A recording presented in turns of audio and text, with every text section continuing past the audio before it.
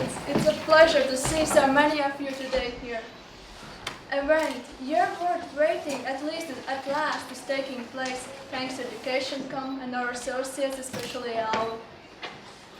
Previously, you had a chance to think more about internships according to co-student experience and everything else. Now, it's time to think further, to bring up these thoughts and to think what we are going to do after that and what we will do when we will have to choose specialization. So let's dig deeper already now, and I'm pleased to yield the floor to Matīss Paegle. Okay, nice to see you. My name is Matīss, and I'm one of the graduates. Long time ago, I just said to Anders, I can't admit that my career started when you were not born. So, I don't know. Were there many of you participating in spring when I was here speaking about careers? No? Good, because I'm an old, grumpy, opinionated man, and I can't change my opinions that have formed over so many years in the career on some of those issues. So the ones who were accidentally here in the spring would probably hear a lot of repetition in what I have to say. Well, I understand you will have some more specialized discussion later after me and going into some subjects of the potential industries like finance or economics or marketing or doing something on your own. But let's first have a little bit broader perspective on what can you actually do in your life. And so what are general choices that you have? Say, first one, live on unemployment benefit. Secondly, you can win a lottery. Thirdly, you can inherit a lot of money. Fourthly, probably you can win what I call tournament. You can become a sports star or movie star or a mogul drug dealer or a top manager of a large corporation. All of that is purely a competition. So if you succeed, and I'm sure a few % of you will go in one of those mentioned routes, but what's for the rest, or the biggest proportion of you? Well, I think one part is academia, and I'm sure we all know some of our graduates have gone into academic work, and that's very nice. But for the majority of you, I think there is largely two options. One is what I call working for a large organization, or for basically saying for someone else. And the other option is to start up something on your own. And it's always good to have a mentor, and it's never too late to have a mentor. Even I have a mentor. He's 91. Very well respected, 81, he's very well respected Latvian, whom many of you might know, Vilis Vītols. He's a famous businessman and also doing a lot of charity and subsidizing a lot of students with scholarships in Latvia. And he said to me, you will never become rich in a large corporation, never. Even if you climb the ladder and you start earning more and more and more, the expense side will grow the same way, because relative to your status in the company, you need to have a better house, more expensive car, more expensive travel, more wining and dining and clothes and stuff, and you will just spend the money you earn. So at some point of time in your life, you will have to start something on your own.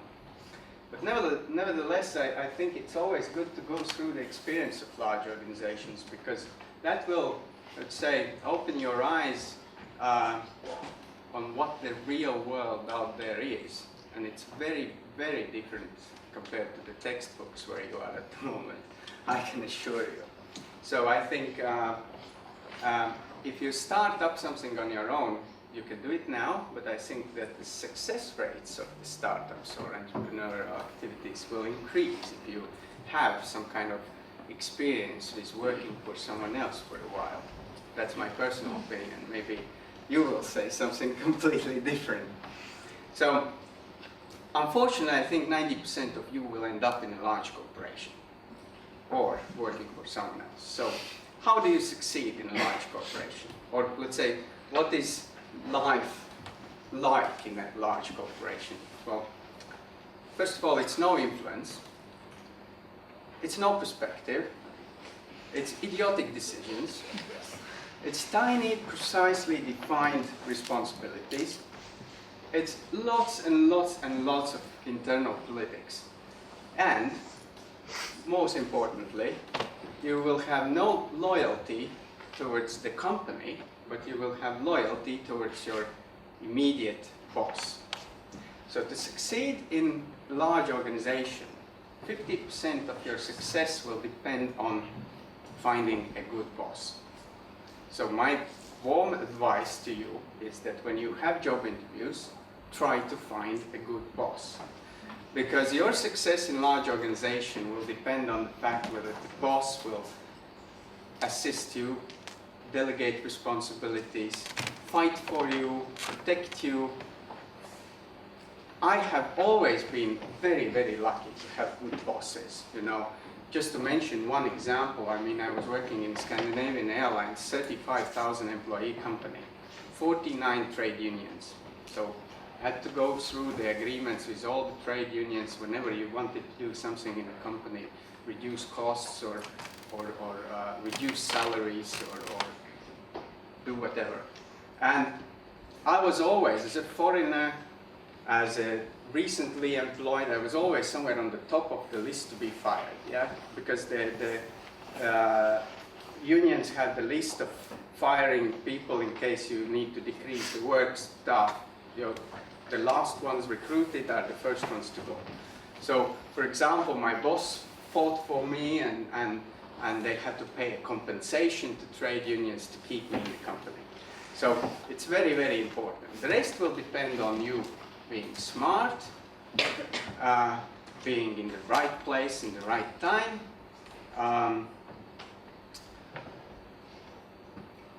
You can be arrogant, but prove your arrogance through the performance. That's my warm advice. Don't be just arrogant. Show something and then you can be arrogant if you wish. But most importantly, in large organizations or wherever you are in life, remember one word from my presentation: integrity. Keep your own integrity, because working for large organizations, for different bosses, you will always have all sorts of, you know, temptations or maybe interests of your boss. Always assess where you are with your internal values in the respect of the tasks or things that you need to do. And once you lose your integrity, that will easily become well known and you will have a big difficulty to struggle further in your career. And trust me, I've gone through some very nice organizations, like being in the board of Latvenergo, which is the most politicized and corrupt company in the world. And you will always have so many nice temptations that you need to resist if you want to keep your integrity. Now,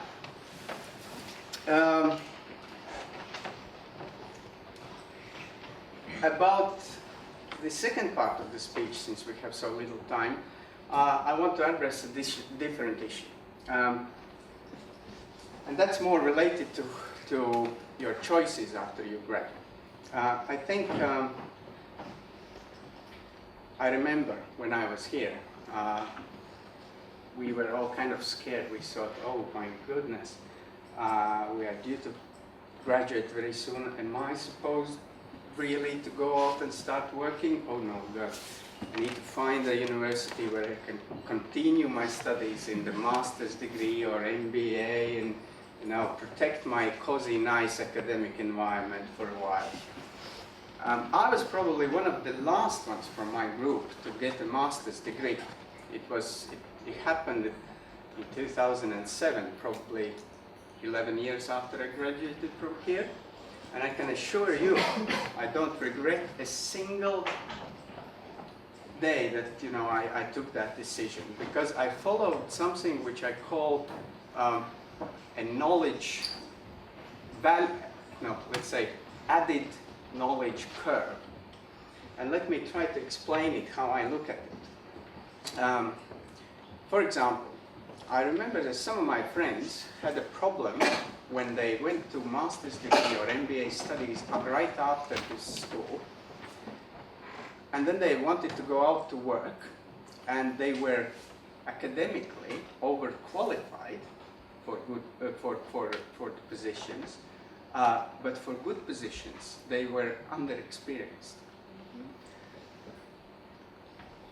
You cannot get a good job without experience, but for lower positions you are overqualified. So that is a challenge.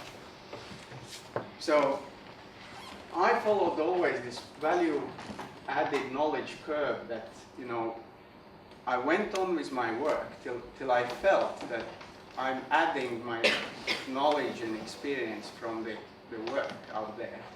And at some point when I started to feel that this knowledge curve starts to decrease, that's the point when you want to go to something bigger, something new, something different. And then you are overexperienced but underqualified for some of the better positions. And that's the point when you need to take a break and get either an MBA or a master's degree. So you are, again, qualified, and with the past experience that you have, you can move on to some better, more interesting things.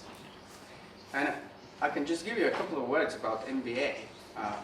Diana, my apologies, but academically, MBA is crap. Honestly, I don't remember anything, and I didn't learn anything from the academic stuff. Of course, it was very interesting to argue with professors, because, you know, they live in their environment and I come from the business environment, so we had very nice discussions. But that break somewhere a little bit later in your career gives you an excellent opportunity to reflect for 1 year on what have I done before, did I like it, did I do well, is it something that I want to continue, or maybe I want to do something completely else. And that's what I did.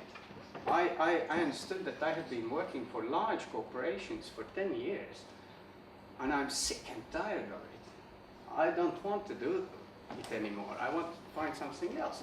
So I went to investment banking, and now I ended up in private equity, and completely different career. So that is my good advice. Don't rush to higher education, because before you know what you want to do, gain some more experience, and then when you have this experience, take the break and think whether you are on the right path, or you want to continue with the same what you're doing so far, or you want to change something. So that's for this short period of time that I have are the two main things that I wanted to talk about. Couple of smaller things that I want to add in this very digital environment that we have at the moment, just out of my personal observations. We are so fond of all these social networks and contacts and postings, and I'm sure many of you will argue with me heavily that, you know, I'm biased and that's an unallowed discrimination or something. But there are two things that I want to say about the activities on the internet. Well, first of all, you are going to be scanned. By all the recruiters, you are going to be scanned. And when you see in LinkedIn some anonymous person looking at your profile, you know you are being scanned. So think about what you post, even now, because I'm sure half of you have probably by now already destroyed some of the opportunities to be recruited by some companies, which specifically will scan you and find interesting things that they don't like about your social media activities. Then there is something that I want to call as less is more. When I see a person who has 2,772 contacts on Facebook or LinkedIn, I'm thinking, what the hell? I have a difficulty to keep track on my 200 contacts in LinkedIn. I mean, how can you have 2,000 contacts, you know? So don't think about the quantity, think about quality, yeah? That you have the quality activity or network that you maintain. So I'm very sorry that I usually don't accept any contacts from people that I haven't met or haven't done any business with. So think about that. That's sometimes helpful.